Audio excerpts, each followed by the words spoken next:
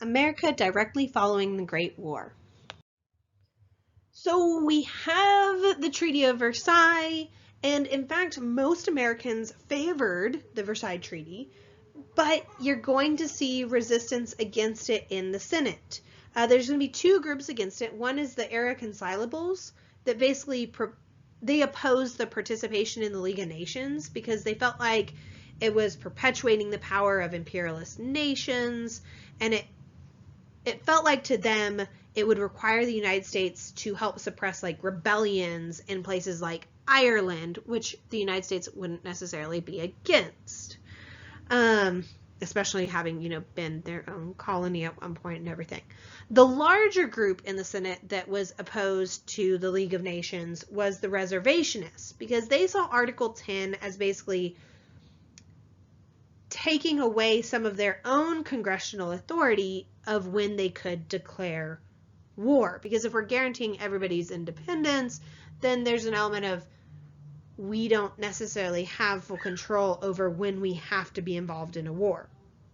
On top of that, a lot of reservationists were worried that the League of Nations might interfere with like domestic issues and like immigration laws in the United States. And so Wilson is going to go on this campaign across the nation trying to get support for the League, but he is going to go through a bout of influenza and he has poor health afterwards. In fact, he had a stroke at one point that paralyzed his left side, and he was actually temporarily blind for a time. And so by February of 1920, he is partially recovered, but he's suspicious. He's quarrelsome. He is frustrated, and he is inflexible. And so at that point, he's basically going to order the Democratic senators to actually vote with the irreconcilables against the treaty that had been amended by the reservationists. And so the treaty is killed in the Senate. This treaty is never passed by America. Instead, America basically had to sue for peace with all the individual nations within who were involved in the Great War and everything. We also see some other issues in America during this time period, such as the influenza epidemic that erupted across the United States and killed more Americans than had died in combat during World War I. It's something like 675,000 Americans died of the Spanish flu. Fun fact, it's called the Spanish flu because Spain was actually neutral during World War I when the Spanish flu first was erupting. And so basically all the other nations didn't want to report on the Spanish flu because they were reporting on the war and they didn't want to add to people's worries. And so basically the only country that was reporting on it was Spain, and thus it's the Spanish flu. However, most likely it was actually started here in the United States, probably in around Kansas of all places, and America getting involved in World War I probably spread it to the rest of the world, and it didn't help that all the soldiers coming home after the war then spread it to even more places, etc., etc.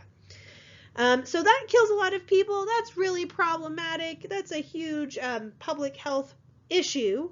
And on top of that, when you look at the economy at this time, there was no plan for some sort of orderly reconversion of the wartime economy. And so you get basically chaos when people go and cancel war contracts and dissolved all the regulatory agencies.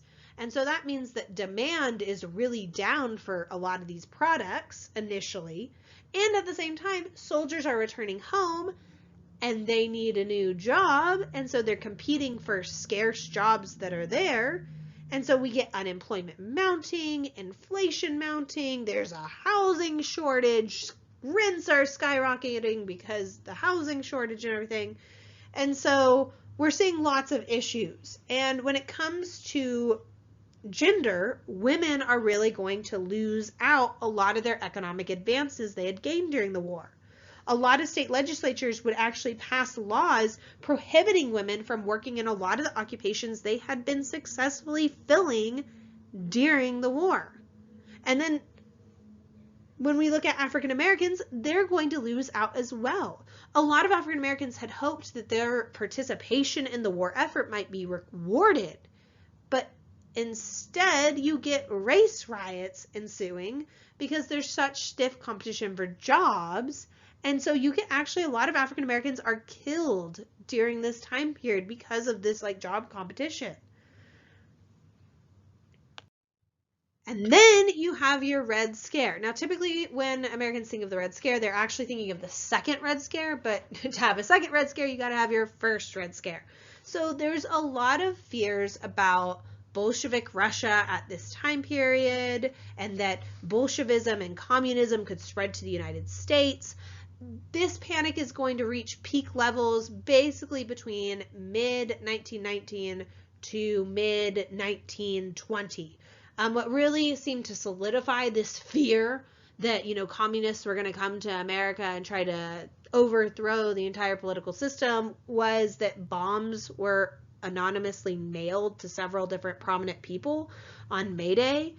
And so this is where people go, because remember, communism is the idea that the people control not just the aspects of like industry, but that nobody holds anything in own property. It's very much communal property, every single part.